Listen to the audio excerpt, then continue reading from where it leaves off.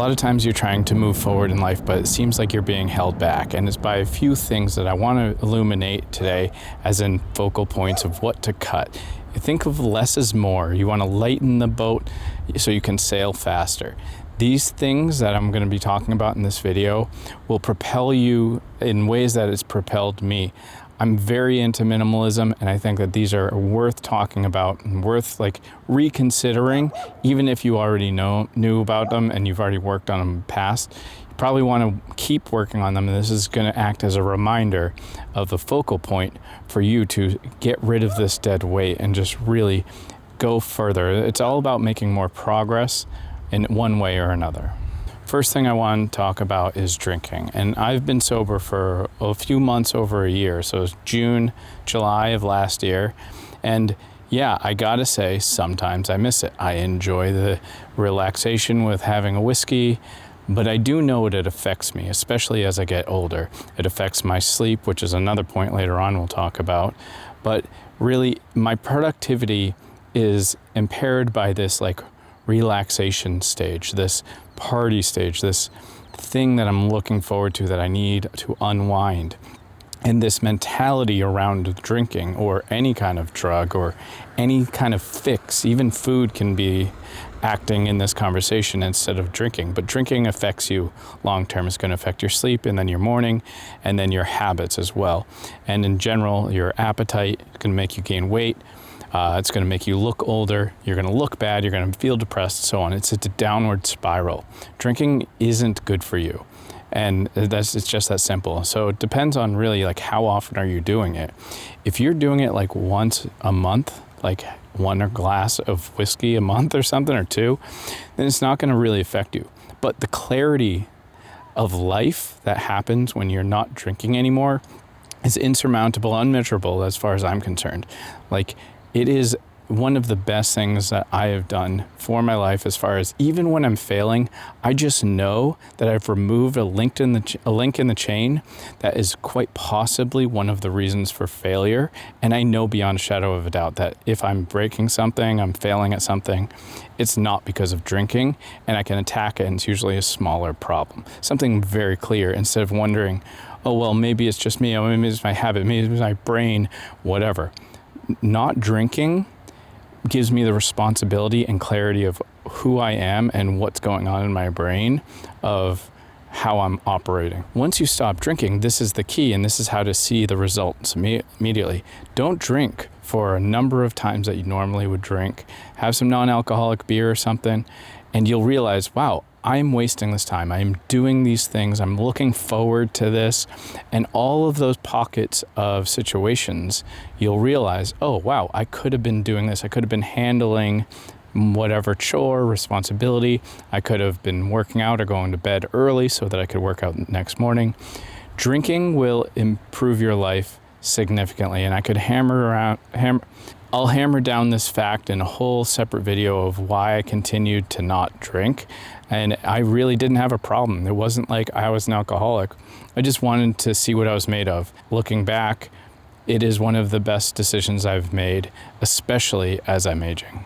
The next most significant thing you can do once you start thinking about not drinking and you're taking care of yourself is to take care of your body. And the way you want to do this is just go for walks. You want to get moving. Sitting around your apartment thinking that you're doing something all the time because you're on the computer, progressing at your website, writing emails, even just researching fashion so that you look better on camera and so on, all this stuff. It's no. What's really going to make a difference is being healthy. And you have to move to be healthy as much as you can. I recommend going for walks as much as you can. If you're really into consuming stuff still and you're not trying to raw dog life like I made in the other video here, I really think that walking and podcasts and listening to YouTube will hold your fix for now. Just get out of the house, even if it's winter or if it's raining. You know what you can get? An umbrella. It doesn't matter. You just got to get moving. I like to go to the gym about 3 times a week, and I don't even go for that long. I go for about 30 minutes, 25 minutes, really. And I just do 4 exercises, 2 sets per exercise. That way I don't get too hungry. If I do 3 sets and I go longer, then I'm just too hungry, then I snack too much, which is the third other thing is quit snacking so much. Be a little bit more deliberate with your meals. Like, I still struggle with this time to time because it's so ingrained in my habits. But honestly, if you can just be more deliberate with your meals, like, okay, 11 o'clock, I'm going to have a little small meal, say a Rice Krispie treat and a coffee, right? You have that. And then at 6 or 7 p.m., you end up having your steak and whatever you're going to have for dinner. Maybe if you have some calories left, a couple hours later, that's it, right? Like, be very deliberate, not like, oh, maybe I'll go get coffee because I saw a candy bar, like that'll be yummy. Just be more deliberate. It's okay. You can still manage to eat a lot of things you want to do. And if you're tracking your calories, don't even bother about macros for a while. If you're on this shift of changing to starting counting calories, just do that. Don't worry about your macros or understanding them.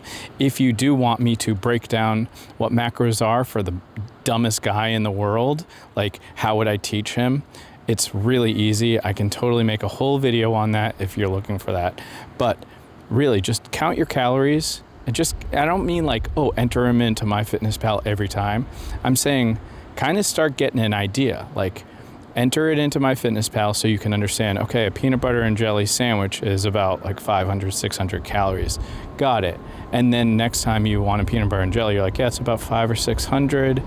Okay, that's not a lot. That's fine. I can do that.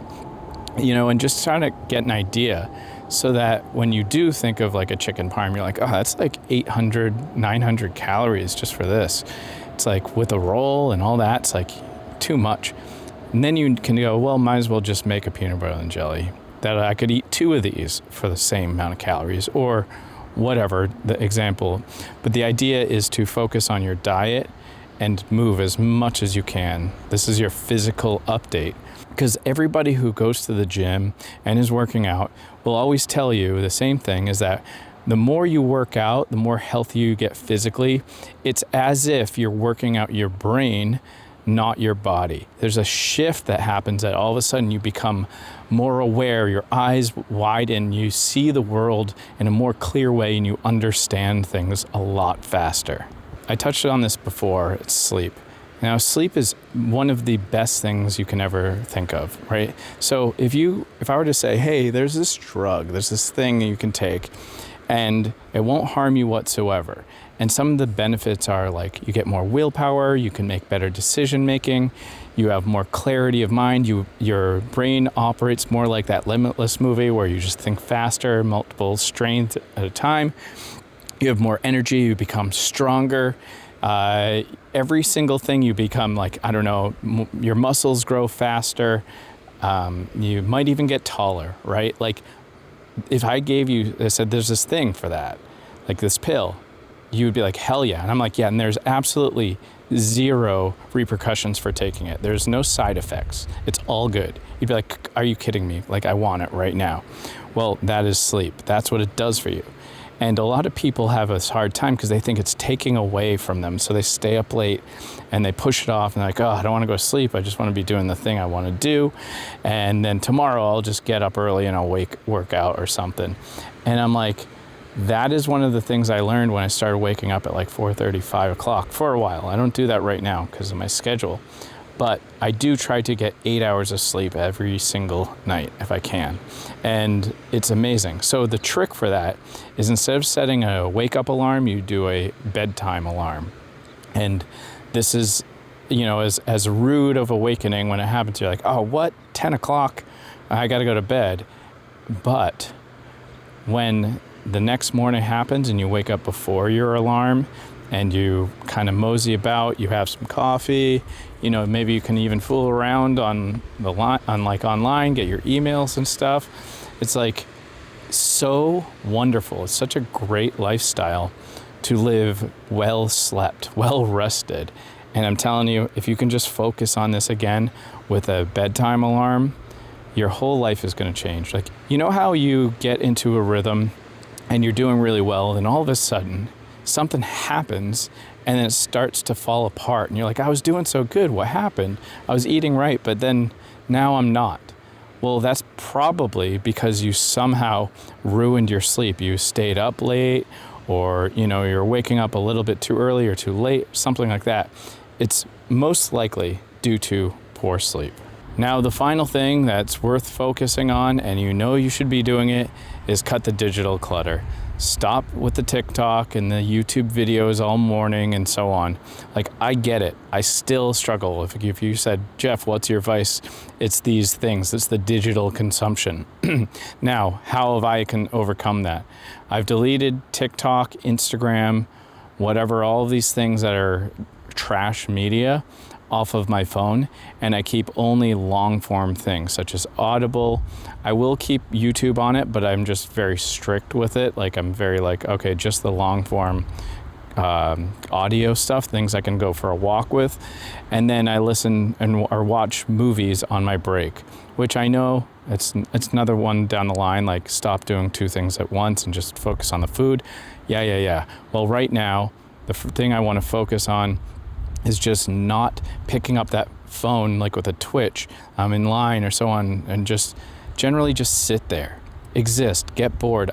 My favorite thing, it's so enjoyable, is when I'm just have a moment, something happens, say I'm at work, car came through or whatever, and I'm just like done with the task and I'm just sitting there, just waiting, staring into nothing, and I'm thinking, and I'm just pondering, and sometimes it's nothing, sometimes it's something. It's like having shower thoughts all the time, and they're so enjoyable. When you get to that point where just your brain operates in a high functioning way, like having a shower thought, but just in the middle of the day, and you can write it down and you don't forget it, and you could keep thinking about it longer than a shower's time. It is an unbelievable thing. Trying to direct those thoughts, like what can I do about teaching more branding and personal branding for you guys in a very unique way.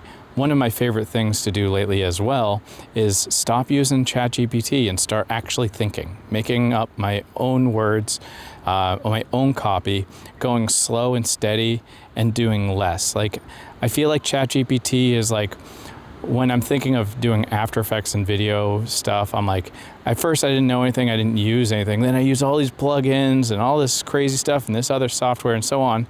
And then after a number of years, once I got like mastery level, I just did everything myself, very simple, very clean. And then every once in a while, if I needed something advanced, I just did the advanced thing, that was it. But I kept it very basic, nothing is overdone. And I look at like ChatGPT as in that plugin. It's like one of these things that people plug into. Same with like watching tutorials and all of this crap online. It's like, you don't need that. You don't need to research on TikTok what other people are doing to make your brand, have something good, just to see what's going on. Like, this digital world that you're living in likely can go. And I'm telling you, if you just double down on what makes you you and the things and the way that you see the world, even if you haven't even developed a way of seeing something, who you are will end up being differentiator for how you filter the world. You just have to let it start going through you, not through your ChatGPT process versus Notion templates and stuff like that. Just think for yourself. Just for once. It's been many years likely since you actually just processed things all by yourself. We've got to stop being retarded about these things and just go forward with doing things ourselves. Otherwise, you are slow. You are behind the curve. You aren't able to do things on your own. You need help. You are handicapped by the way that you're living. So might as well just start getting stronger at being yourself. So these things I think are worth focusing on in general, just to propel yourself, so that when you are working on your brand, your business, you're trying to get a girlfriend, you're trying to clean your house, whatever thing you want to accomplish in life, these things will help you get that done with less effort, and you'll do it better. And then people will start asking you, because you're the authority in this manner. And I hope that this helps you if you're interested in more in becoming an authority in your life and your personal brand and your personal development.